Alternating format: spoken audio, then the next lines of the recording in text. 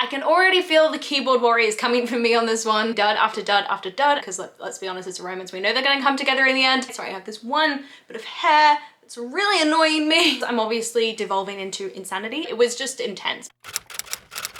Hello, I'm Beth Joey and welcome back to my YouTube channel. If you're new here, welcome. This is a channel where I paint my face, turn my camera on and talk about some books. It is time for the next 26 before 26 update. I think this is update number 2 of basically me running through whether or not I'm actually reading the 26 books that I want to read before I turn 26. I'll link the original video and the playlist up above and down below for you to go and check out. But the good news for this video is that I have read 3 more books on my 26 before 26 list. Let's get started with my thoughts on the first book that I read, which was Book Lovers by Emily Henry. I gave this book 4.5 stars. I really enjoyed this. If you don't know what this book is about, it follows Nora, who is a cutthroat literary agent, but nothing seems to be going right in her romantic life. She's just constantly dating dud after dud after dud and finding that she is the girl that every guy gets with before he finds his happily ever after. She then meets Charlie, who is an editor with a gift for creating bestsellers, and he is her work nemesis because he shut her down on a proposal that she really thought was going to knock him out of the park. In an attempt to have a bit of a summer fling, get out of that dating dud life, Nora and her sister go to Sunshine Falls, which is a really small town,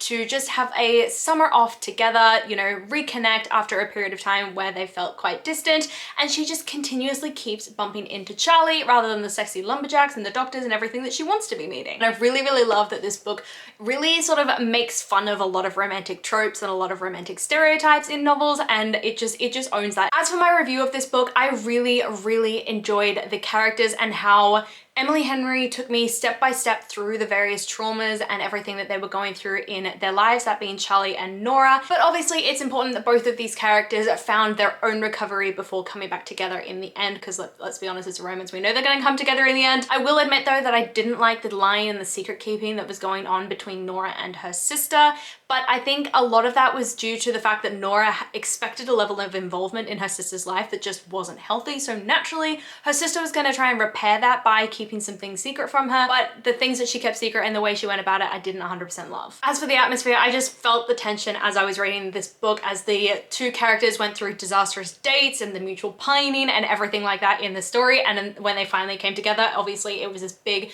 sigh of relief, and it was just, the payoff was so worth it. And like I said before, I also loved how aware this book was of itself and the genre that it was acting within, how aware it was of the tropes and how the characters would make commentary about the different tropes in a romantic story. My one thing was that I would have liked Nora and Charlie to get together a little bit sooner than they actually did, so that we would have been able to see a bit of more time with them in the actual relationship. It means when they do the things they do to resolve the third act conflict, sorry, I'm trying to avoid spoilers, I think it would have made a bit more sense if we actually got to see them interacting together in that sort of relationship setting rather than the sort of mutual pining, sex and everything that we saw in the lead up to that. But all in all, I really enjoyed this, and I thought the final epilogue was written so well, and if you're someone who doesn't like epilogues, you should still read this one. Next up, I read As Good as Dead by Holly Jackson, and man, this book was so dark. It was so much darker than the previous 2 books had been, and as we just witnessed the spiral that Pippa goes through from the first book all the way to the third, it was just intense. I gave the book 4 stars. I did still really enjoy it. Sorry, I have this one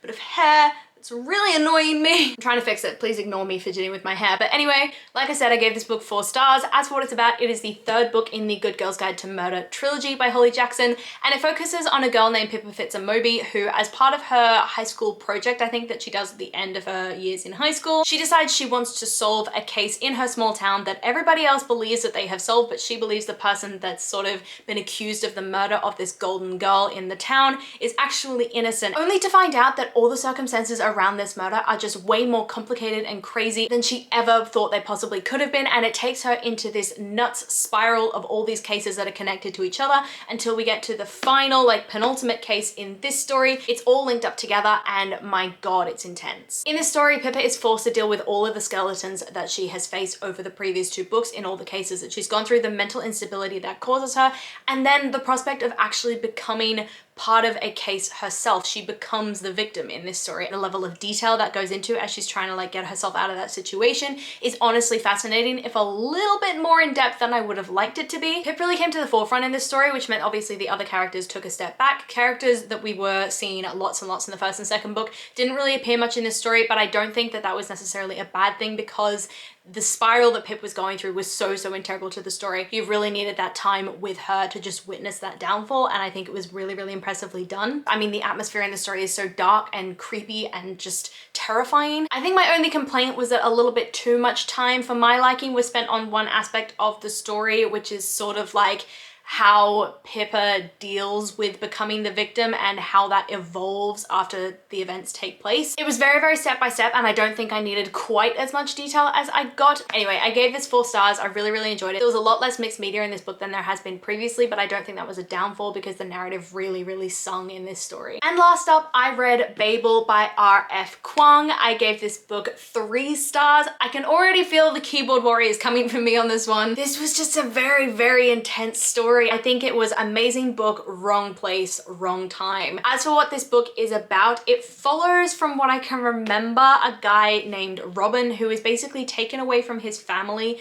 in Canton at a really young age by a professor, and then sort of taken on by this professor as his ward, taught English with the aim of recruiting him to a school called Babel, which is in Oxford. The purpose of the school is it's a school of translation, so it recruits people from all over the world in very similar situations to what happened to Robin, in order to learn more about the different languages and translate them into English and vice versa, understand more about language. And it's a really interesting sort of analysis of language, the history of it, the complications that come with it when you're translating it. Translation is sometimes an act of colonization when you're translating something from another language into English, because you're changing the meaning, there's always an aspect of bias that's going to come into it. There's always an aspect where you're going to change something from the author's original intentions when they wrote that piece of text. That was definitely a very interesting idea. As events sort of evolve in the story, or devolve, I guess, in a way, it definitely is supposed to be very hard-hitting, as it takes you into, I think, like 1800s England, and you're forced to deal with the racism and the trauma that all the characters in this story deal with. It's very intense. It's very analytical. It's very detailed,